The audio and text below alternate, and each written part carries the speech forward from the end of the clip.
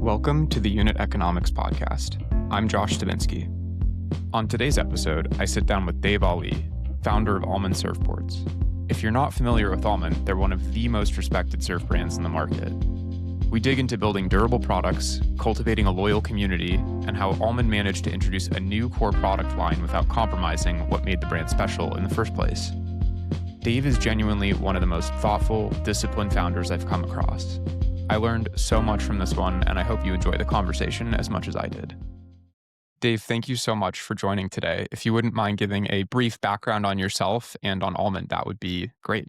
Of course. My name is Dave Allee. I founded a company called Almond Surfboards in 2009, opened a retail store in my hometown of Costa Mesa, kind of / Newport Beach, and just been stubbornly paddling in the same direction ever since. Happy to chat all things small business, branding, and building things.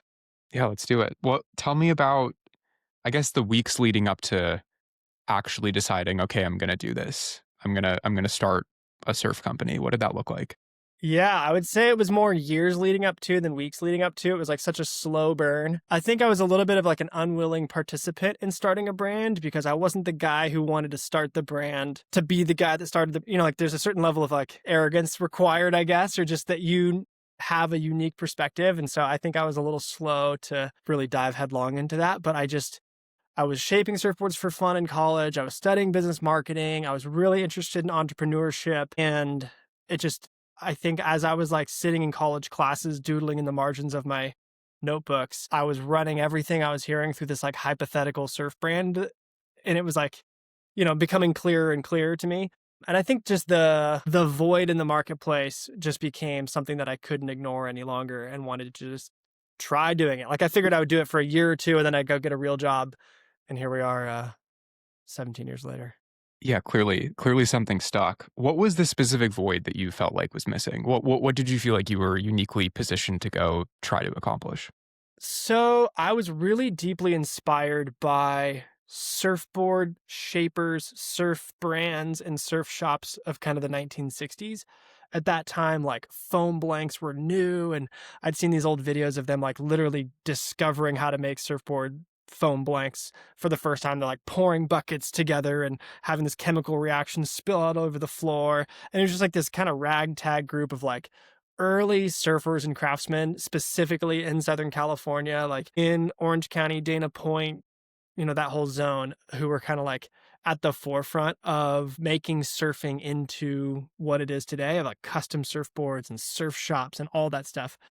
And I just thought that part of it was so cool. The craftsmanship and the history and the idea that you would like go into a little shop on the side of PCH and go talk to the guy and order your board and he would make it. And a couple weeks later, you'd come back and pick it up. Like all that just seemed like so foreign to the modern consumer experience, the modern surf experience. And so it was more like that side of it and this kind of like romantic nostalgia I had for that process than it was like me wanting to be an active member of like the surf industry, if that makes sense. Yeah, totally.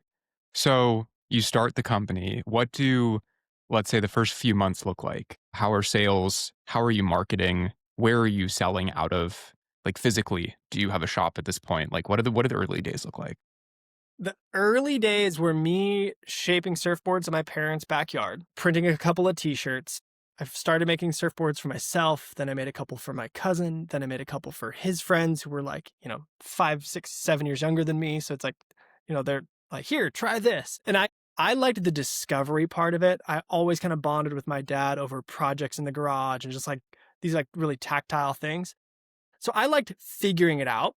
I learned very quickly that like my brain is not wired to be a production surfboard shaper. I'm not wired to like, I'm not the like meticulous craftsman.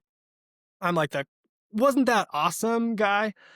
And so out of just sheer happenstance, I met our now shaper Griffin Newman Kyle in October of 2008 through a mutual friend. I was working on a surfboard project. Our mutual friend brought Griffin over to like just see what I was up to and say hello.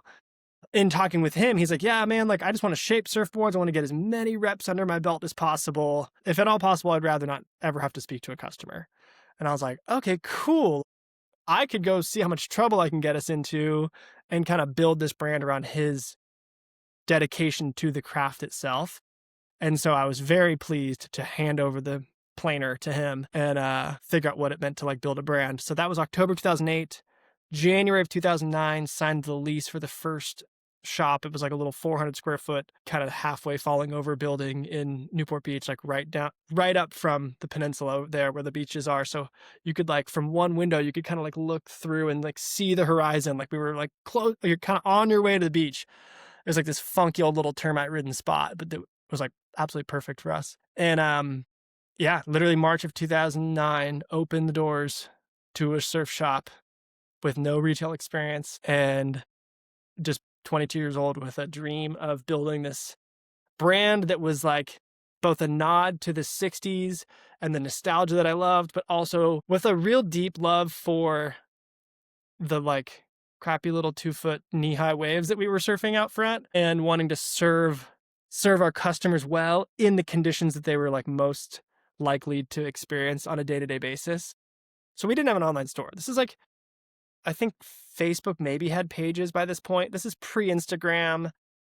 This is pre-Shopify. There was no, like, e-commerce was not part of the strategy. This was just like, we're going to open a store, people will come in, and we will like build them custom surfboards. So the whole strategy was just word of mouth at this point. Gosh, I'm trying to think. I remember at that time being very particular about like, it was like the thing to do back then wasn't to start an Instagram account. It was to like go slap stickers on like stop signs around your neighborhood. I was very particular that I didn't want our stickers to be on stop signs because I was like, no, this is like, we're trying to build like a premium craftsmanship brand. Like we will give you a sticker, but only if you're going to put it on like your laptop or your water bottle or your car. So it was like that mixed with, growing up in the same community for a long time. You just like have relationships and kind of some community support. But yeah, like we had a dinky website, but this is it. I had a blog spot. So back then, the way you like found other people who were kind of into the same surfing stuff with you was like, we had a little blog. There was a few other people that had some cool other little blogs. You'd like link to their blogs and like those side column. It was like, this is like rudimentary, but that's kind of how you found, other than just like paddling out and meeting people in the water. That's kind of how you found the other people who were also creating and building and doing things at that time, which I almost forgot because it seems so foreign. It's so long ago at this point. It's amazing how much has changed in such a short period of time. I really want to get into brand momentarily, but I'm really fascinated by the idea that you have one specific cog in the machine, which is Griffin, that like so much of this is sort of built on. And I'm wondering how many Griffins are there out there? Like how rare a person is this? And how much of your success hinges on having met Griffin? Because I think there's these really interesting moments in founder stories where it's sort of like, well, if I hadn't met this person, it just completely alters the trajectory. So yeah, I'm just like really fascinated by that particular aspect of the story. 100%. Okay. I think this just supports the idea that like showing up is like 95% of it sometimes. Like if you don't show up and if you don't do the thing, you won't make those connections that, will end up changing the course of history or your life. So how rare is Griffin? I think Griffin is extraordinarily rare in the sense that he's dedicated to his craft, has like little to no ego at all, doesn't care about credit, but he's as gregarious of a guy as you'd meet. Like as I explain Griffin to people, I'm like, you're probably picturing some quiet hermit. If he was in the room, like you would think like, oh, do you do like improv? Like he's just kind of like that gregarious, funny guy, but he is super dedicated to his craft. And it's one thing I've been thinking about recently as I kind of like zoom out on my career of these last decade and a half or more is like, it's that like what I brought to the table was the ability to build a brand and an ecosystem and a business around this craftsman. So I've kind of been doing that like mental game with myself of like, could I do that again for a different craftsman in a different arena outside of surfing? It just so happened to be like in our early 20s, that was the thing we were super into. But it is like, you do realize like there are very gifted, dedicated people who aren't quite sure how to like grow and scale and what to do with their thing. And that to me is an amazingly fun challenge. And I don't think I even recognized it as it was happening. It was just like you just take the next step. And it's only really looking back over it that I'm like, man, what a fun role that I've gotten to play of like building out this entire ecosystem of a business around this core skill that is extraordinarily rare. Yeah. Yeah, it's so fascinating. Okay, let's talk brand. I think in addition to the quality of your boards, a huge appeal is this sort of modern heritage brand that you've been able to build. And it sounds like you were really set on building this particular brand from the start. It sounds to me like you had a very clear picture of what you wanted this company to feel like from a very early stage. And so I'm wondering first how you went about cultivating this brand. What inspired you? I mean, you mentioned like, the surf culture of the 60s, but just broadly, what sort of inspired you? If other brands inspired you, if you drew inspiration from elsewhere, and then separately, as a sort of modern heritage brand, how do you not fall into the trap of not continuing to innovate over time? I think it's really easy to try to cling to that sort of identity and then lose sight of, any sort of innovation that you actually do need to stay relevant and to keep pushing forward. Sorry, that's kind of a long-winded question. No, as I say, don't let me lose any of those points because there was a lot in there and I want to make sure we hit on all of it. My vision for the brand, going back to like my inspiration from the 60s. So my friend Corey, his dad had this 1967 Hobie longboard, or 64. It's been too many years now. And I borrowed that from him. I took templates off of it. I wrote it. Like I was just like enamored with the fact that I was holding this board that was 60 years old and was still, it was still cool and exciting and inspiring. And so it got me from that was like, as I was like, this is before Griffin, I'm just kind of shaping boards for fun. I was so inspired by the fact that that board was still hanging on their garage wall all these years later. And again, I guess it's 60 years now. It was 40 years at the time. But the idea that we could be building products that 40 years later, 50 years later, 60 years later would still be enjoyed got me very excited. Yeah. And I from a very early stage was kind of obsessed with this idea of like this timeless brand where I didn't want to be the throwback retrospective because there is the retrospective brand that exists in a lot of different arenas. I wasn't necessarily wanting to recreate the past, but I was wanting to draw heavy inspiration from it and then modernize it for our current context to figure out, okay, based on this idea of this timeless brand that informs a lot of the quality the products have to be, the aesthetic that you have to keep. You can't be chasing trends if you're trying to stay timeless. Otherwise, 15 years from now, someone's going to look at it and go, I can tell you exactly what year that was made because it followed whatever trend was current for that time. So because of that, I would say brands like Filson, like I was like kind of obsessed with because I'm like, look at these cool old Filson catalogs that you can see. They're more or less have been making the same clothes for 150 years and you can still wear them. So there's a utility to that and a simplicity of design and the utility of design. And like, I'd say like one of the things that is the most immediately recognizable about our boards is just kind of the muted, earthy color palette. Like for years and years and years, people would come in the store and be like, I can always tell an almond from an almond, like as an almond from like 200 yards down the beach because you just see the shape and you see the colors and you just, Yeah, that's got to be exactly what you were looking to hear. Oh, 100%. Even if I didn't really know why I was doing it at the time, again, a lot of this is like, I'm able to put words to it as I look in the rearview mirror. But then there is an element like surfing is meant to be fun. So we can't take ourselves so incredibly seriously. So there is the craftsmanship thing you want to tell well and you want to do that well. But it is like, it's still surfing. We can still goof off a little bit. And, we're half the time we're surfing waist high waves in like, Newport's not known for like world-class surf. It's known for like short 3-second rides and you kick out and you go out and do it again. And so it's like also, it's a little bit tongue in cheek because you're just like, yeah, we're making the most out of the waves here. Like our hashtag is like 2 feet and firing. Like with the right attitude and the right equipment, even 2-foot waves can be firing. We're just going to come out here and like make the most of it. There's other parts to your question that I'm already missing. Did we hit it? Oh man. I think we did. Question. I think it was succinct, but I think you nailed it. Okay.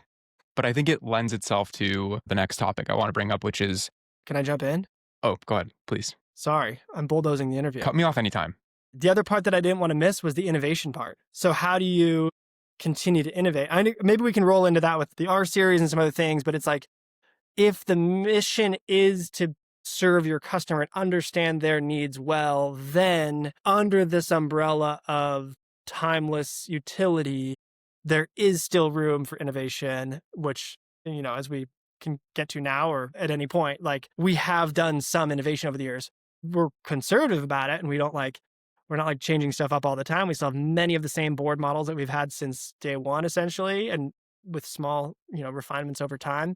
But yeah, I do think innovation has to remain at the forefront as long as you are obsessed with serving your customers. Yeah, that lends itself perfectly to the topic of the R series, which is what I was going to bring up next. So excellent sequence. Trust the process.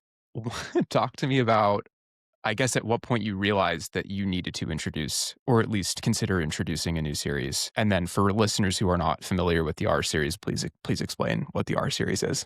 So conventional wisdom for surf brands or any hard good brand is that you cannot build a business on hard goods.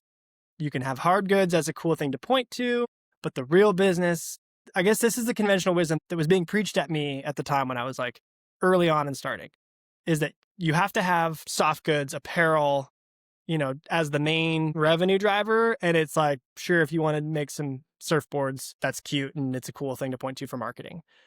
So I kind of believed that in the early days. And from like 2010 to 2014 or 2011 to 2014, somewhere in that zone, we got pretty heavy into like making apparel, cut and sew apparel, shirts, jackets, flannels, pants, board shorts. Like, we were literally like figuring this out in LA, like driving to one place to pick up bolts of fabric, driving it across town to drop it off at the cutter, picking it up from the cutter a week later to drive it over to the wash house to get it dyed and washed, taking it over to the sewer.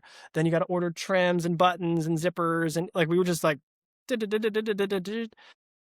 we did that for, like I said, 3 or 4, 5 years, somewhere in there, 4 years.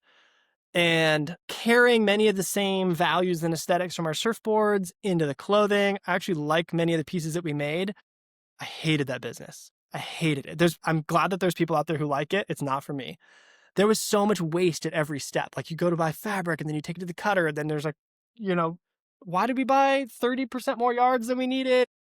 That didn't align with my very like direct focus of what kind of brand and business I wanted to build.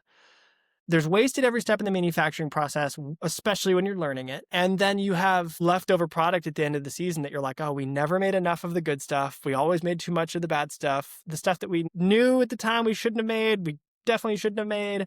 Then you've got all this like excess inventory you're trying to get off of. And that's never a fun position to be like sitting on a bunch of product that you're just trying to get off of it. I really believe in brand trust. Maintaining our customers' trust is of like utmost importance to me. So if you're trying to like push crappy product that you wish you didn't make onto them, that's like an immediate erosion of trust. So at that time, I was doing a lot of self-reflection. I realized like the thing that people are coming to us for is surfboards. Like, that is the thing that we do that we are known for. Sure, conventional wisdom says you can't build a business that way, but like, to heck with conventional wisdom. I've never thrown a single surfboard in the trash. We've sold every single surfboard we've ever made to this day. Yeah, that's incredible. I think that's a separate topic we should touch on in itself. Like, that having 100% sell-through rate is just insane to me. And it comes with its own limitations. We don't have a warehouse full of surfboards. We have 40 in stock of any fiberglass board. We have a couple hundred R series, which is another limiting factor. That puts a ceiling on how much you can scale. But when sell-through is 100%, it removes this huge stress, and it allows you to maintain that customer trust that I value so highly. So anyway, that's a very long-winded way of saying 2015 decided we were going to stop doing cut and sew. Any cut and sew that we were going to do was going to be in partnership with someone else who was good at that thing. Collaborations, whatever. That's another topic. That's fantastic. I love collaborations. I love people being specialized in the thing that is they do. For us, I think what we're specialized in is building a community, building a brand, making beautiful surfboards.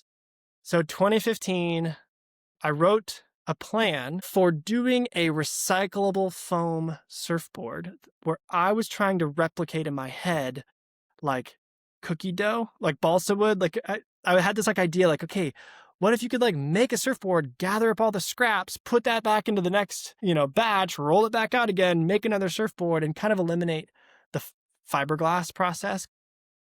Fiberglassing. So if you're not familiar with how surfboards are made, you start with a foam core. It's got wood stringers in it that give it its like rocker profile and its tensile like strength.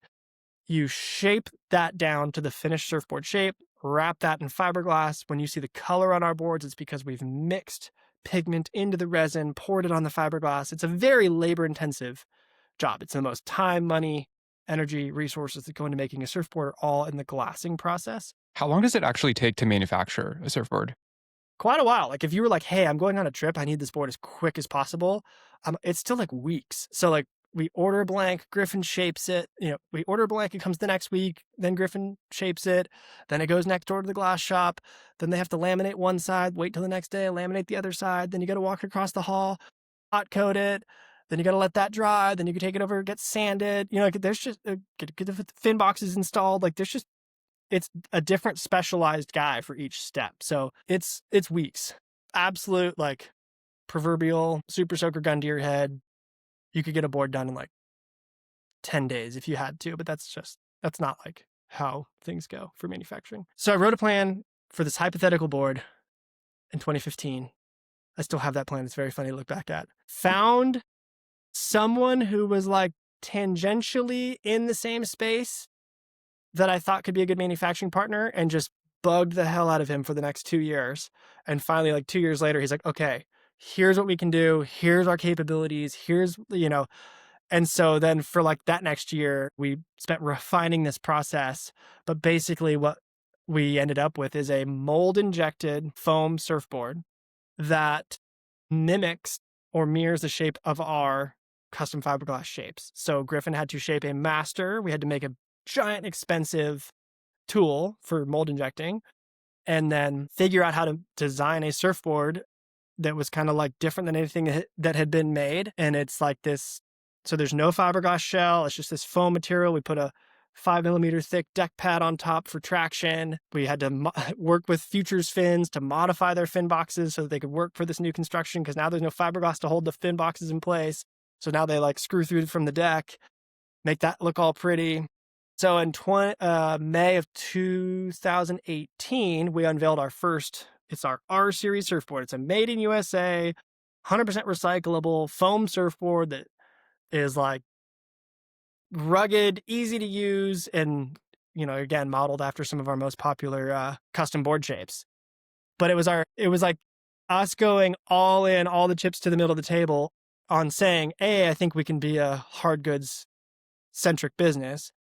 And B, if we're going to do something, if we're going to stay premium and craftsmanship and all those things, then we're going to build something for more like the top of the funnels so you can reach a broader audience, as a way of kind of like bringing more people into the brand, making our boards more accessible, and not having to alter the custom boards too much, and allowing those to kind of stay what they are, because you've now come in and supplemented this other offer of something that's like easier to produce, easier to scale, easier to deliver, and frankly, like easier for the customer to kind of understand. Like I think you go into a surf shop and you're like, there's a 1/16 of an inch here and an 1/8 of an inch there. Liters, I don't know, like what do I need? So with the R series, it's like there's 4 models in 4 sizes. They come in a couple of colors. Like it's very easy for people to know, hey, if this, then that.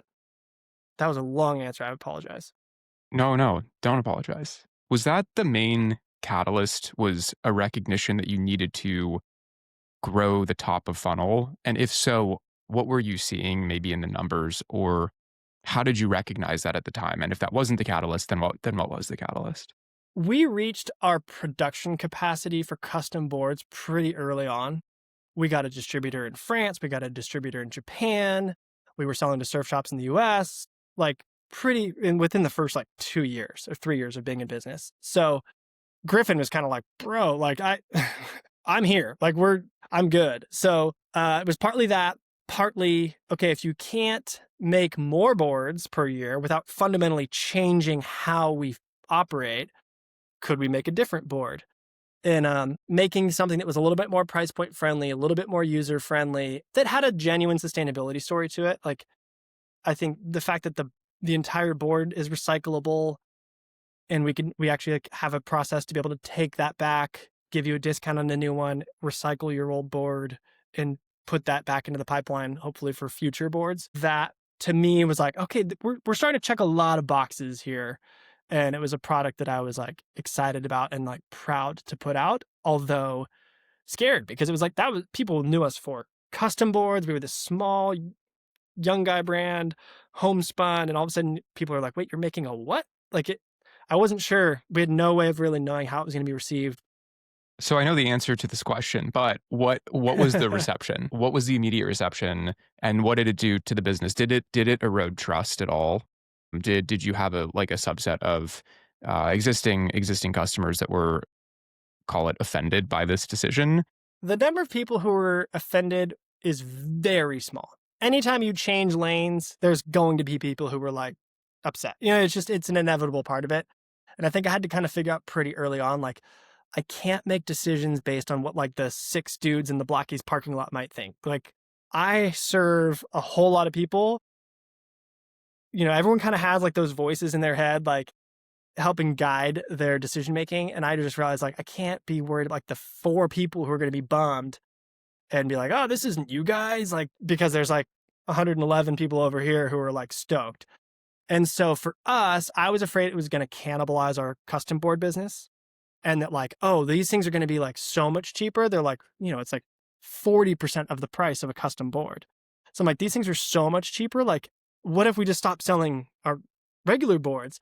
And in fact, we found the opposite was true, that like demand stayed strong. It brought more people to the brand, and it allowed us to kind of really lean into that, like the playful side of the brand, like the thing I was joking about earlier about like 2 feet and firing and like just making the most out of the average conditions. Like that kind of came alongside the craftsmanship. And so we could kind of have this like 2-pronged approach where it's like, yeah, we're never going to like sacrifice or walk away from these like craftsmanship roots, but we can also kind of lean into this like educational content, surf meetups, like not take ourselves so dang seriously. So it's been a fun thing in that way, but it also has become the most important part of our business from a revenue standpoint. Like making a board that is more accessible does allow us to stay a hard good business. It is the most important product category for our business now.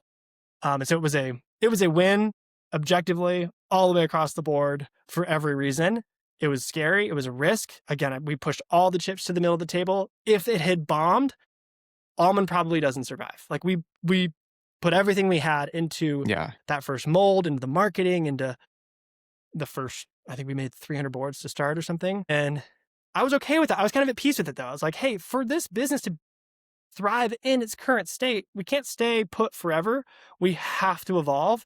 And I believe it's this. So the chips went to the middle of the table. It paid off. We came out with a new model each of the next 4 years. We're continuing to kind of innovate behind the scenes on that front. But yeah, it was I'm very proud of the R series and what it just kind of represents to us as a brand. I was really compelled by the story that you shared when we were going back and forth over email around when you were thinking of the initial sizing for the R series, having looked into the limitations that UPS and FedEx place, the packaging limitations.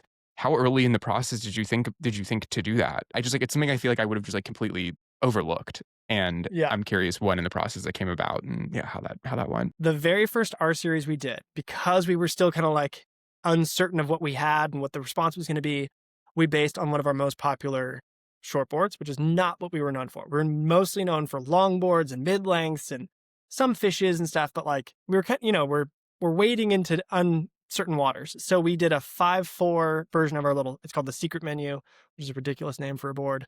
It's a little stumpy quad and very full outlined. And so to me, that was kind of a good like bring to the beach board. It's like a board you could like throw under your arm as you're like biking to the beach and just kind of like go chip around on like fun little peaky waves. So that seemed to be to me like a really good first foamy.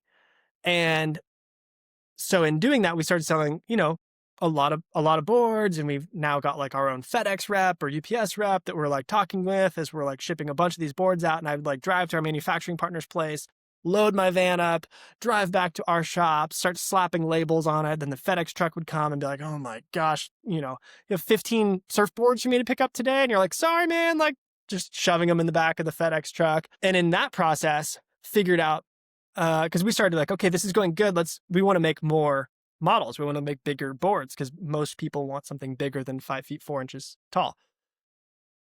So in talking with our rep, I was like, I don't even remember how this first came up, but I was like, hey, so we want to make like an 8-footer next. And he's like, oh, okay, just be mindful that like we do have limitations to what our drivers can pick up linearly before you have to go to like a freight level of shipping. And I was like, well, I definitely don't want to do that. So we figured out it's some weird, and all freight companies are the same way, but it's like length times width times thickness, or there's some calculation that they have for like the total maximum linear inches of a parcel and whether they will take it or not. And so figured that out with them, figured out that like an 8-foot board was like by 22 inches wide or whatever our joy is like as absolutely big as FedEx will take. And it's literally like 2 inches under their like length, width, thickness, like threshold. So like you add like a half an inch anywhere and all of a sudden like you're blown. So figured that out with them and was like, great. So now, I'm glad we were having this conversation now before we made a board that we can't feasibly ship to people. Because let me tell you, one of the worst parts of being in the surfboard business is they are big and expensive and, they're durable, but they're not like shipping and handling durable. So shipping surfboards is just the joy. So the second one we came out with the 8-footer, that was as big of a board as we could make and still ship using the normal FedEx UPS drivers. And then when we came to do the third model, which was our 6'4" Pleasant Pheasant, we figured out that like the same thing, there was like right at like 6'5" or 6'6", I think there was like another threshold where it jumps up a significant price, where basically like a 6'6" costs the same to ship as an 8-footer, but a 6'4" costs almost the same as like a 5'10". So we made it very easy. We're going to make the Pleasant Pheasant 6'4" so that it can fit in a 6'5" box. And again, just slide under those shipping thresholds. So I'm glad we started with the small one first, that we could kind of like learn those things. Otherwise, we could have made just a catastrophic mistake where you've got tens of thousands of dollars in tooling for a board that you can't feasibly ship to your customers. So that is one that I'm very thankful we got figured out in the correct order. Yeah. Yeah, I bring it up because it just feels like another one of these inflection points where if it doesn't go the right way, it could have been catastrophic, like you said. And I love getting into the sort of technical behind the scenes, more business oriented decision making. But I love these moments in time as well. I think they're such an important part of the story too. Yeah, and that's the important part of like slowing down, right? You gotta slow down and consider not only what the product is, how it's going to function, how it's going to be used, how you're going to get it to people. There's really a lot that goes into new product development that I would encourage people to just take their time, iterate, and like really think through the whole life cycle of that product. When we start just developing products to fill a line sheet, we can get ourselves into trouble at times. When you were considering the risk of cannibalization, did you have any data to back this up, or how much of this was just a gut decision? And how did you think about pricing the new boards in a way where you would potentially minimize the cannibalization risk? I didn't have any data. It was a lot of gut. There wasn't a lot of like real life examples that I could draw from. You start looking at other industries and, like guitars, like does the presence of the Squire mean that Fender's going to sell less Stratocasters? Probably not, but does it help someone get their first guitar when they're 13 years old? Like, yes. So that's kind of as close as we had to like a real life example, but definitely no data. My goal was to keep the price of the R series 50% of the fiberglass version of it or less. So at the time when we came out, it was about half the price. We have since, due to just labor costs, material costs, like our custom board prices have continued to kind of like climb. So there's even more separation now than there was when we first launched it in 2018. I joke like the cost for me to build a custom surfboard today is about what we were selling the boards for out of that first shop in 2009. So when people complain to me like, your boards are so expensive, and I'm like, brother, It's crazy. trust me, I know. Like, where my cost is now, like, I'm buying them from myself 17 years ago. So yeah, the custom boards have gone up a little, but the aim was to be 40 to 50% of the price of the fiberglass version, which I felt like was different enough where you're very clearly like, hey, is it worth it for you, the extra money for the added performance, or do you just want the convenience of this? So you introduced the R series and sales are great. You've introduced boards to your boards to a much larger swath of the market. And I guess I'm just wondering generally what the rate of repeat purchasers looks like. Because in my mind, I know you can collect surfboards and people probably buy more surfboards than I'm envisioning, but Yeah. they're fairly large investments. And so I'm wondering if you've seen over the years now a good rate of people sort of graduating from the R series to your fiberglass boards, if you've seen people pair them in ways that I might not, intuitively imagine they might. Yeah, just generally like what the rate of your repeat customers looks like. So when I first connected with you, I went back and listened to one of your earlier podcasts. I think his name's Zach Fried, Craig Hill, Yep. Craig Hill brand. And he was talking about their returning customer rate being, whatever it was, 7%. And they realized that they wanted to get that number lower because they wanted to get more new customers. And so I actually went and was like, I haven't looked up mine in a while, like figured it out. So it actually was very helpful. I can tell you, our returning customer rate is 41%, which is very high. And I think that's also a symptom of like, we now need to we've been serving our people really well for a long time. We probably do need to go do a new effort towards attracting new customers to the brand again. But all that to say, we do see a lot of people coming back again for more surfboards, different shapes, different sizes, for different conditions. That's always been part of the brand. And I think there's been a lot of our core ideal customer, so to speak, would be like a well-rounded surfer that like when it's small, they're going to ride a longboard. When it's a little bit playful, they're going to ride something smaller. When it's big, they've got a different board for that. And so, yeah, it's kind of like, I've like made even the comparison to like golf clubs. It's like, you don't need to have like 30 surfboards, but you at least need to have like your main bases covered. So we joke about like the 3-board quiver, like just being well equipped for the conditions at hand. And yeah, so our returning customer rate's been very high. We try to give those folks as much value as we can. Like I'm constantly writing like surf tip articles just based on my own experience or things that I'm like witnessing in the water. And just things I see people make the same mistakes constantly. So I'm like, all right, guys, here's another like blog article on how to improve the X, Y, and Z, or get your hips down lower, closer to the board. Your feet will follow your eyes. Like, pay attention to where you're casting your gaze as you're surfing down the line, all those kind of things. Like, so we're investing pretty heavily. Like I hit the email list like pretty hard, but I'm trying as much as I can to like give value away, not just ask for the sale. Like we're not a big discount brand. We're not a big like sale. Look at this. We do monthly surf meetups. We have free downloadable surfboard templates if you want to try making your own. I've got all these ebooks that I wrote of just like me trying to like, so there were so many people when I was early on in surfing and surfboard shaping who were so generous with me, just sharing their information. And surfing kind of has this like rich oral tradition. So I've just tried to like dump value onto folks in a, as much as possible, like in non-transactional or semi-transactional way. Like, yeah, we're going to give you these free resources. Of course, like we hope that brings you in to be part of the brand, but there's no logical reason for us to give free surfboard templates away and guides for shaping your own surfboards, other than the fact that I think that like, that's what I needed when I was 17, 18, 19. And it just makes you appreciate the act of surfing more, the equipment more. We have very high like email open rates for our list. And I really try to like view that as like continuing to invest in the people who've been with us and support us. And we're going to come alongside them. Like the surfing journey for many people is decades long. So we're trying to serve them wherever they are on that spectrum of that journey.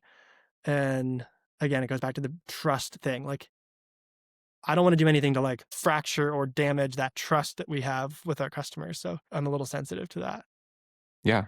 It's really clear to me how much you care about the community, being a part of the community, how Almond shows up in the community, helping build the community. And I was just wondering what the ROI is of all this investment in the community. And it really does sound like you're generally just doing it out of the goodness of your heart. There's probably some incalculable virtuous cycle that it does create, but it doesn't really seem like you're doing it for that reason. Yeah. And there's a part of me too where it's just like how I think brands stick around for a long time. Like going back to the timeless thing. Like if you want to be a brand that endures, you have to maintain your customers' trust, be known for something, build products that are going to last. Like as I just survey the landscape of like brands and businesses, because I'm immensely fascinated about this beyond just the scope of surfing.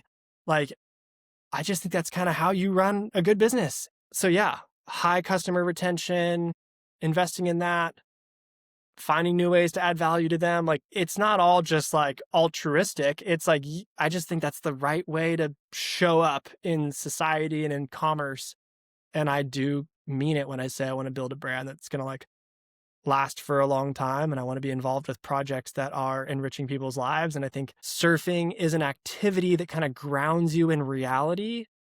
And whether that's done alone or done with friends or done with 30 people at an early and often surf club meetup once a month, like I just think it's like, it's good business. Yeah. No, it's a really good lesson. What's something that you've changed your mind about since starting the company? Oh man, hopefully a lot. I don't know. As we talk about these like brand things, I'm realizing maybe I'm more stubborn than I like to admit or think. But something I've changed my mind about. Golly, I feel like I need a good one.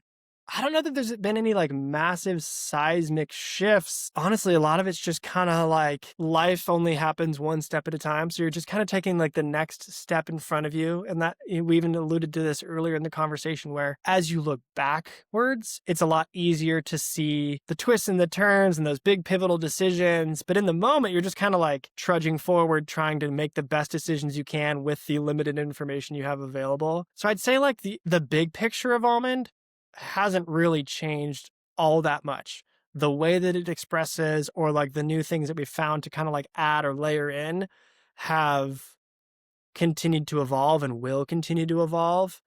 But at the end of the day, like building something of lasting value and making products that are going to be enjoyed for a really long time and just like holding surfing in kind of its rightful place where it's like we're not like obsessed with surfing and surf competitions and the whole like kind of industry that comes around it. It's just like the simple act of doing it I like, and inviting other people to kind of like participate in it in a similar way to the way that we're kind of preaching, I guess, is it's if anything like the scope of things that I want to like be able to include into our little universe is going to continue to like grow. Yeah.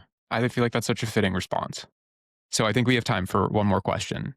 What's next for Almond? Where do you see the company 3 to 5 years from now? I would like to say continuing to press even deeper into the areas where we think we add the most value. The landscape of the world that we occupy is just changing all the time. The way brands interface with customers is changing all the time. And so it's that same like kind of patient thing where it's like, we're not going to be chasing trends, but we do want to be mindful of what are the pain points that our customers are experiencing and how do we like serve them well in that wherever they are on their surfing journey. So I would say 3 to 5 years, we are probably doing more product innovation, even when that includes like collaborating with others. Like I said earlier, like I really like people being kind of specialized in the thing that they're good at. More of that, like leaning into some of those relationships where we can like expand the Almond brand experience by way of teaming up with cool, like-minded folks, continuing to innovate on the R series front. I'm always trying to figure out how to make those things lighter, stronger, springier, make them look like an almond. So we're kind of working behind the scenes on that right now. The custom board thing, 3 to 5 years. I hope that the custom board thing hasn't really changed. Like we're going to continue to like innovate and add new models and iterate on our best sellers. I mean, that's kind of the fun game, right? You're always trying to like upend your top sellers. Like how do we like leapfrog our way to just beating our greatest hits?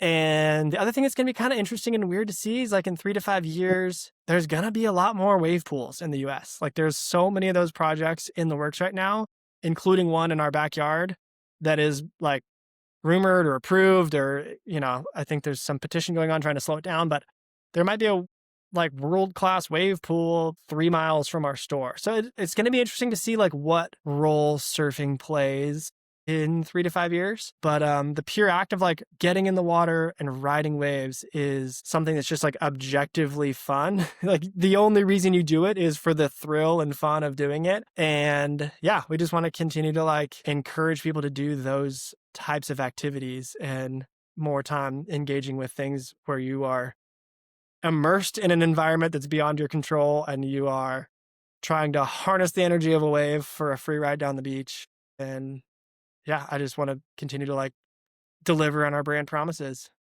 Amazing. Dave, thank you so much for the time. If you want to share with listeners where they can find Almond, please feel free to do so now. You can find us almondsurfboards.com. We've got a retail store in Costa Mesa, California. Instagram, just at Almond Surfboards. Those are kind of the main places to find us, but yeah, that's us. Thank you so much. I really appreciate it. Thanks for having me on. It's an honor. I hope you enjoyed the conversation. Make sure to follow or subscribe wherever you listen to podcasts so you can stay up to date with the latest episodes. Thanks for listening.